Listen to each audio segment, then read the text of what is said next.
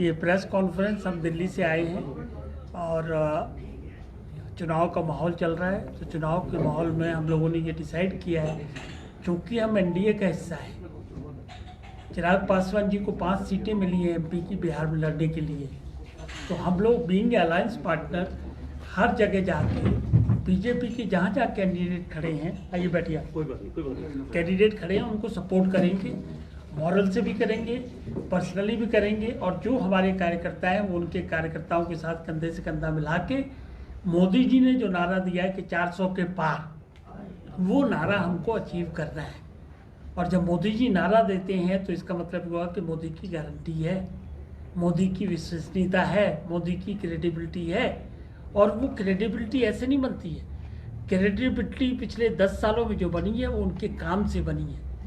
उसका प्रचार प्रसार हमको करना है और जो बीजेपी के कैंडिडेट खड़े हुए हैं उनको पूरे मतों से जिताना है हमको। दूसरी बात ये है कि पूरे भारतवर्ष में एक इस तरह का माहौल बनाया जा रहा है कि हम लोग ईडी या सीबीआई का मिसयूज करते हैं। खास तौर से मैं ये बात क्लियर करना चाहता हूँ कि मोदी जी ने 2014 में जब आए थे तो कई डिक्लेरेशन किए थे, देश की जनता से कई वादे किए थे। उसमें एक बहुत बड़ा वादा था कि भ्रष्टाचार को जीरो टॉलरेंस, भ्रष्टाचार बर्दाश्त नहीं किया जाएगा। तो वादा उनका खोखला कभी नहीं होता, जो वादा किया था उस वादे पे काम कर रहे हैं। चाहे वो किसी पार्टी का नेता हो, चाहे कोई इंडस्ट्रियलिस्ट हो, चाहे कॉर्पोरेट हाउस हो, कोई भी हो, जिसने गड़बड़ की है उसके लिए एजेंसियां स्वतंत्र हैं काम करने के लिए। आपको याद होगा 18 पार्टियां सुप्रीम कोर्ट गई थी इसी मसले पे कि सीबी और ईडी का मिसयूज हो रहा है, लेकिन सुप्रीम कोर्ट ने उनकी बात नहीं मानी। उन्होंने डाटाज दिए, उन्होंने बाकायदा नेताओं के नाम दिए, लेकिन उसके बावजूद भी सुप्रीम कोर्ट ने कहा कि नहीं, ये एजेंसियां अपना काम निष्पक्ष तरीके से रूल ऑफ द लॉ के हिसाब से कर रही हैं। तो भ्रष्टाचार की लड़ाई जारी रहेगी, चाहे जितना ये लोग शोर मचाएं। इसके साथ साथ मोदी जी ने ये भी कहा था कि देश की अर्थव्यवस्था को हम 5वीं अर्थव्यवस्था बनाएंगे, वो बना दी। अब टारगेट रख दिया कि 3री अर्थव्यवस्था बनाएंगे, उसके लिए प्रयासरत है, उसको आगे कार्रवाई चल रही है। और सबसे बड़ी बात है कि मोदी जी ने ये भी कहा था कि अंतिम आदमी, जो गरीब आदमी है, उसके विकास की उनको चिंता होगी, उसके रहन सहन की चिंता होगी, उसके भोजन की चिंता होगी। और वो सारे काम मोदी जी ने करके दिखाए हैं। चाहे उनके लिए शौचालय बनाने की बात है, चाहे मकान बनाने की बात है, चाहे कोरोना में मुफ्त भोजन की व्यवस्था करने की बात है, और वो आज भी जारी है, अगले 5 साल तक जारी रहे। तो ऐसा प्रधानमंत्री देशवासियों को मिला हुआ है, इसीलिए देश की जनता का विश्वास उनके साथ है। तीसरी बात यह है कि यहाँ पर J&K में पहले ये पूरा राज्य हुआ करता था। हमारी पार्टी बड़े विनम्र तरीके से बीजेपी की सरकार से भी गुजारिश करती है, मोदी प्रधानमंत्री जी से भी गुजारिश करती है कि कृपया करके शीघ्र अतिशीघ्र जम्मू एंड कश्मीर को पूर्ण राज्य का दर्जा जैसे पहले था वो रिस्टोर किया जाए, और यहाँ पर शीघ्र विधानसभा के चुनाव भी कराए जाए। एक और समस्या यहाँ थी, अभी मुझे जानकारी में आई, कश्मीरी माइग्रेंट थे। कश्मीरी माइग्रेंट को 2000 से लगातार कुछ इंटर्म रिलीफ मिलता था, कुछ पैसे महीने के मिलते थे, कुछ सुविधाएं मिलती थी। 2023 में वो सुविधाएं इन्होंने देना बंद कर दिया।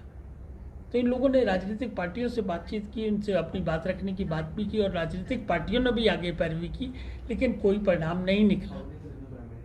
तो ये लोग हाईकोर्ट चले गए।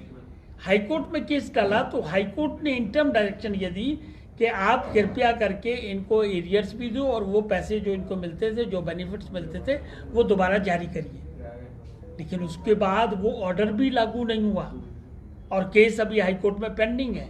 तो हमारी पार्टी ये डिमांड करती है, सेंटर से डिमांड करती है, यहाँ के लोकल एडमिनिस्ट्रेशन से डिमांड करती है, गवर्नर साहब से डिमांड करती है कि वो व्यवस्था दोबारा से लागू की जाए, क्योंकि लोगों का बहुत बड़ा योगदान है कश्मीर और जम्मू की व्यवस्था को ठीक से रखने का। एक ये डिमांड है। एक अंतिम बात मैं कहना चाहता हूँ कि हमारी पार्टी 2000 में बनी थी, रामविलास पासवान जी की पार्टी, वो तो बेचारे स्वर्गीय चले गए, गरीब गरीब के दिल की आवाज़ थी। अब चिराग बाबू हमारे राष्ट्रीय अध्यक्ष हैं, और वो पूरी मुस्तैदी से उन्हीं के पद चिन्हों पर चलते हुए जनता के लिए काम करते हैं और उन्होंने जिम्मेवारी दी है हमारे स्टेट प्रेसिडेंट रफीक मलिक, ये भी 24 घंटे जनता के लिए लगे रहते हैं और हमें उम्मीद है कि जब भी यहाँ विधानसभा के चुनाव होंगे हमारी पार्टी उसमें बहुत अच्छी उपस्थिति दर्ज कराएगी और एमएलए हम लोगों के ज़्यादा से ज़्यादा जीत के आएंगे, इसके लिए हम कार्यरत। Any questions please. कल जो इंडिया अलायंस की दिल्ली में एक बड़ी रैली है, तमाम पार्टियां वहाँ इकट्ठा थी। बीजेपी और एनडीए के दल जो हमेशा इस तरह से कहते हैं कि जो विपक्षी पार्टियां हैं वो अपने ही परिवार को आगे विस्तार में, अपने ही लोगों को लाने में जो आगे यानी कि सत्ता देने में जो आगे रहते हैं।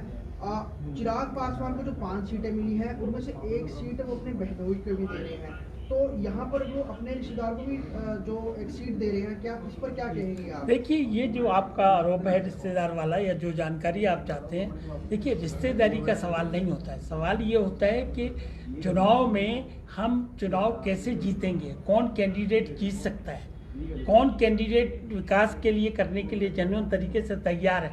बहुत सारे क्राइटेरिया होते हैं, मतलब ये कोई वो नहीं है। सारा आदमी स्वतंत्र है लड़ने के लिए, चाहे वो हमारा रिश्तेदार है, चाहे परिवार का आदमी है, चाहे हमारा वर्कर है। ये एक पार्टी बैठ के डिसाइड करती है, उसकी स्ट्रेटेजी के हिसाब से ये किया जाता है, इसमें कोई निराधार बात नहीं होती है।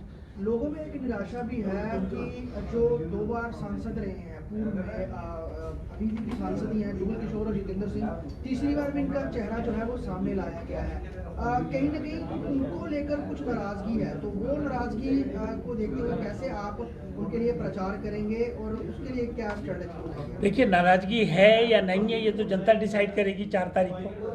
4 तारीख को जब नतीजे आएंगे तो पता चलेगा कि किसके खिलाफ नाराजगी रही, किसके खिलाफ नाराजगी नहीं। कोई भी सांसद हो या कोई भी एमएलए हो या कोई भी विधान परिषद हो, हर लोग अपनी ईमानदारी से मेहनत से काम करना चाहते हैं। अब 100% तो रिजल्ट नहीं आ सकता ना, कोई काम पूरे हो पाए, कहीं नहीं हो पाए, आगे उनको पूरा करने की कोशिश। जनता, लेट द जनता डिसाइड है और वो अच्छा बेहतर। आपने अपनी बात रखी, लेकिन पिछले कई दशकों से जम्मू के पीएचई दिल्ली विद्यार्थी अपनी मांगों को लेकर सड़कों पर है। क्या लगता है इस 18वीं लोकसभा चुनाव में क्या वो आपको नुकसान नहीं बनाएंगे? नहीं, नुकसान का नहीं। देखिए, चुनाव होता है, देश के प्रधानमंत्री का चुनाव हो रहा है, लोकसभा का चुनाव हो रहा है, राज्य की समस्याएं राज्य के प्रतिनिधि डिसाइड करते हैं। अभी उन चीज़ों पे नहीं जाना है, लेकिन समस्या क्यों रहे, समस्या क्यों पेंडिंग रहे, क्यों नहीं डिसाइड हो, उसके लिए प्रयास किया जाएगा और हम भी दबाव डालेंगे। जो जेन्युइन समस्या हमारे संज्ञान में आएगी, हम बीजेपी पे दबाव डालेंगे कि उसको शीघ्र करिए। जैसे कश्मीर वाली समस्या का उदाहरण अभी मैंने दिया, तो हम उसके लिए प्रयासरत हैं। सेंटर में भी बात करेंगे। सभी पार्टियों का ये होता है, पार्टी एक दूसरे से मिलकर चलेगी, जनता की सेवा करना। जी।